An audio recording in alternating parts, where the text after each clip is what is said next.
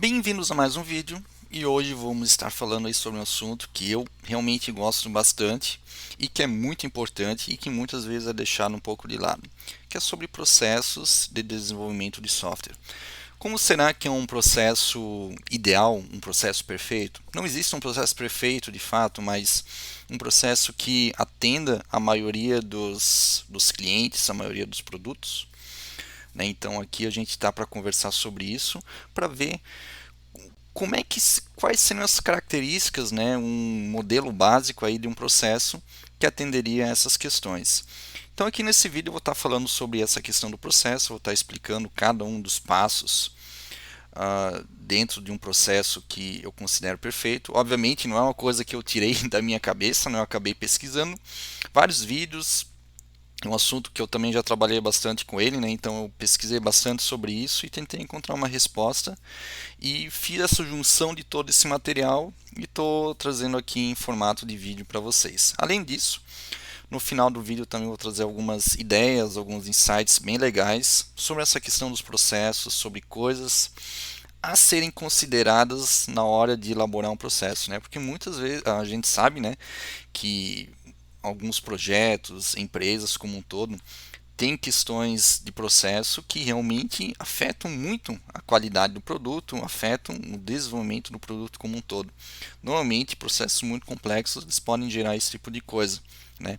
Então, se fosse para dar uma dica já inicial, um processo bom é um processo simples, né? Ele não pode ser burocrático a ponto de interferir em muitas coisas. Ok, a gente sabe que existem tipos de produto, empresas que têm questões regulatórias, que aí são exceções de fato, né, que precisa de uma atenção maior quando a gente trata de processo, beleza?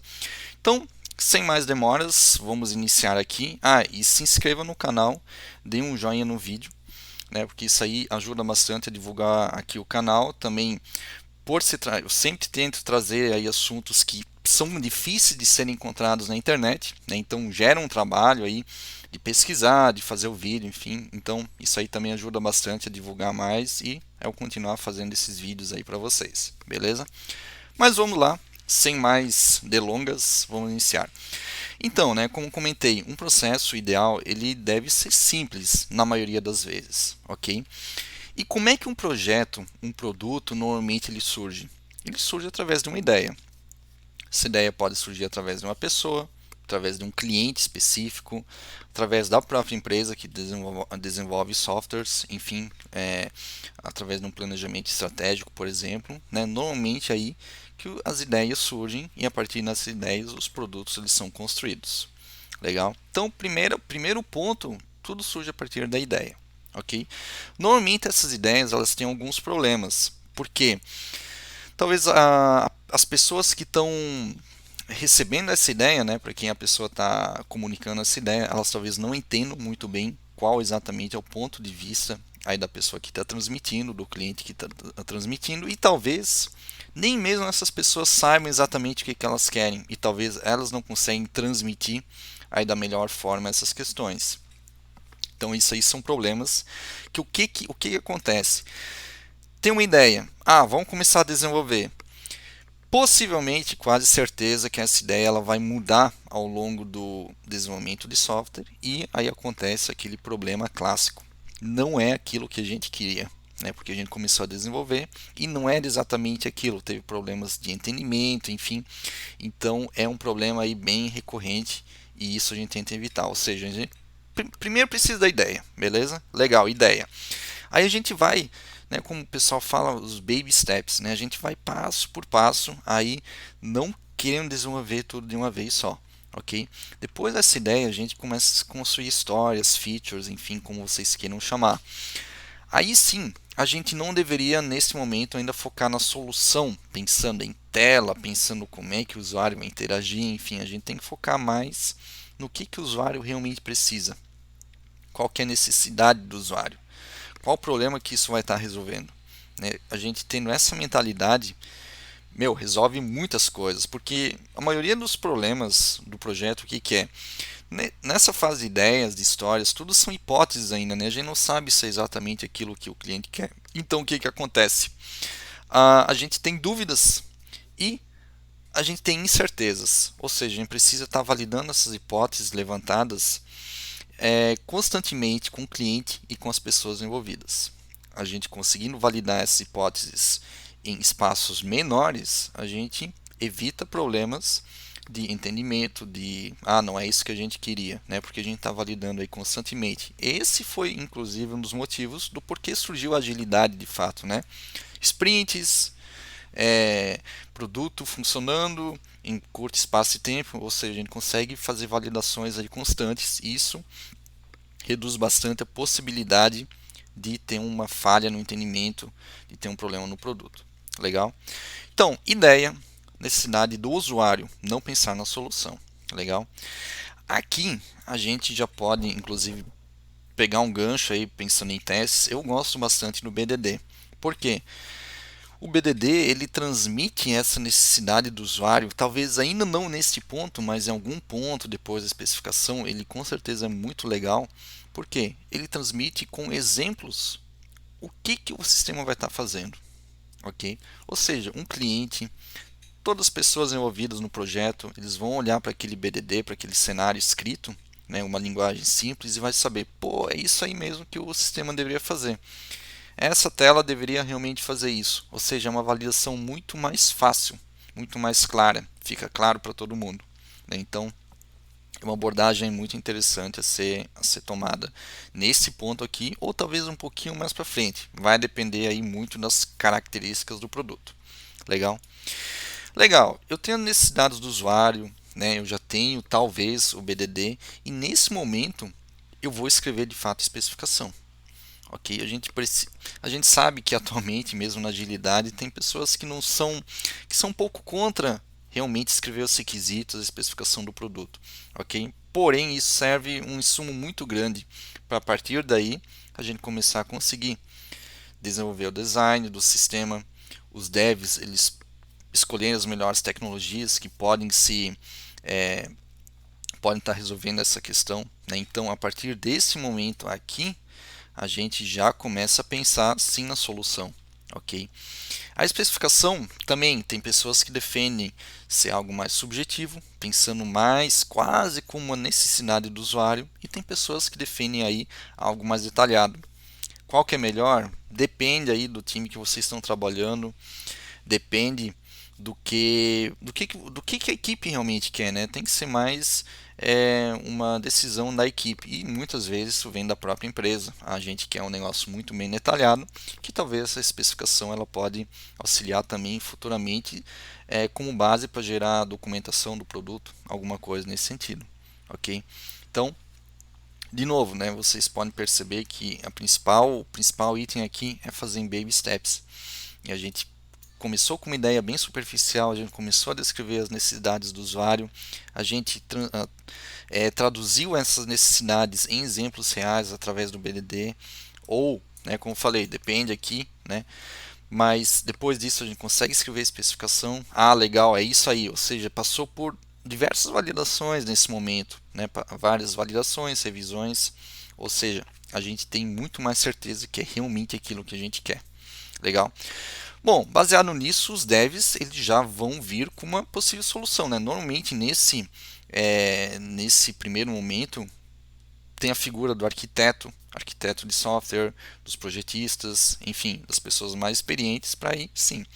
Eles escolhem a tecnologia, eles escolhem a qual tecnologia, como é que a solução vai ser elaborada, questão de cloud, enfim, várias questões aí, fazendo a arquitetura do sistema de fato. Legal? Aí depois sim, a gente começa a fazer a implementação, o design. Isso aqui é muito importante, né? Como eu falei, tem várias coisas que a agilidade realmente surgiu por causa da agilidade, né? A agilidade trouxe muitas coisas legais, como por exemplo a questão do incremental e usável. A gente precisa fazer em pequenos passos. De novo, diminuir o tempo de validação da hipótese. Será que aquilo que eu estou implementando é realmente aquilo que o cliente quer? A gente pode fazer demos, que por exemplo aí é uma das cerimônias do Scrum, por exemplo. Né? Eu acho que nem é uma cerimônia oficial, mas é muito importante, né, ter as demonstrações para os clientes, para os usuários, para os stakeholders, para saber se realmente aquilo que está sendo implementado é o que o cliente é o que todo mundo está esperando, né? Isso precisa ser usável, né? Então, cabe à equipe muito bem definir pacotes usáveis, implementáveis, né? Esse pacote aqui eu consigo implementar, né? Eu consigo criar um novo item no menu, eu consigo incluir uma nova funcionalidade que é usável ela por si própria, né? Então, a partir do primeiro momento já tem que ter alguma coisa funcionando e é muito fácil para fazer a validação disso. Legal? Como falei, feedback rápido. A gente precisa ter o feedback muito rápido, validação nas hipóteses. O quanto antes diminuir esse tempo de validação nas hipóteses é essencial para o sucesso do projeto. Não tem outra escolha, tá? Porque se a gente, aquela ideia inicial, né, nos primeiros passos, se a gente esperar para validar lá no final, acontece o que muitas vezes aconteceu no passado, né? Hoje acontece muito menos, né? Que é o que a gente, o software implementado não é aquilo que era esperado. Legal? Legal, feedback rápido, né? Então, como falei, é isso aí. E aí a gente precisa também a questão da integração contínua, né? Por quê? A gente precisa saber se aquilo que está sendo comitado, né, aquela implementação entregue, se ela está tecnicamente correta. Né? Isso tem várias maneiras de fazer isso através da integração contínua. Tem várias ferramentas que fazem isso. Ok? Normalmente testes unitários podem já estar ajudando a questão a questão se o sistema está tecnicamente correto. Alguns tipos de testes de integração. Enfim, tem algumas estratégias que podem ser adotadas, mas o primeiro step, né, pensando em integração contínua, é saber se aquele código ele vai estar funcionando em conjunto com tudo o restante que já existe, ok? Isso é muito importante. Legal. A partir daí, legal, está tecnicamente correto, a gente pode fazer deploy, ou antes disso ainda, a gente pode estar executando todos os testes de uma forma, né, dependem muito da estratégia, né, os testes end-to-end, por exemplo, ainda nesta fase aqui talvez, ok? Ou mesmo antes do deploy num ambiente aí onde são feitos os testes, né? Porque o que normalmente acontece? Vou estar executando os testes end-to-end nesse caso, né, que normalmente são os testes mais demorados, ok? Legal, passou, eu consigo fazer o deploy, ok? E aqui na aceitação entenda não somente por testes end-to-end, mas uma aceitação pode ser um teste de performance, um teste de segurança, qualquer teste, qualquer validação que vocês considerem importante, ok? E vocês podem ver que isso acontece aí constantemente, isso é um deploy contínuo, ok? Continuous integration e continuous deployment. A gente precisa estar integrando o nosso código continuamente e deployando ele continuamente, conforme estratégias que vocês estão definindo. Legal. E a partir disso a gente sabe se tudo passou até aqui, a gente sabe que o nosso produto está certo. Ou seja, tudo aqui que foi implementado até naquele momento está certo, ok? E outras coisas, né? Uma coisa que também precisa ser bom, vou deixar para depois, né? Mas o processo seria esse, né? Como vocês podem ver, é um processo extremamente simples, prático, não tem muito mistério, né? A gente precisa ter, resumindo, né? A questão da ideia, especificação, a construção dos exemplos através do BDD, por exemplo, especificação, arquitetura, design, implementação, testes, está tudo correto, o que está sendo comitado. O sistema ele passou pela aceitação, que podem ser vários tipos de teste, várias ferramentas e podem estar auxiliando isso aí também. E legal, é o nosso sistema funcionando. Legal. Conforme prometi para vocês, né, essa ideia de um processo que deveria ser o ideal, o básico, o que funciona, que poderia ser aplicado aí para a maioria das empresas. Legal? Bom, aqui os bônus, né, que eu vou deixar para vocês, que eu falei que eu ia dar algumas ideias, pensando ainda sobre essa parte de processo. Legal? Bom, primeiro delas, né, por exemplo, se a gente fosse resumir ainda mais essa questão do processo, nosso primeiro passo é entender o problema, ok? E a gente entende o problema como? Através de requisitos. Legal? Esse é basicamente o primeiro passo que a gente tem que fazer. Depois disso, a gente, né, resolve esse problema. E a gente resolve o problema através do código.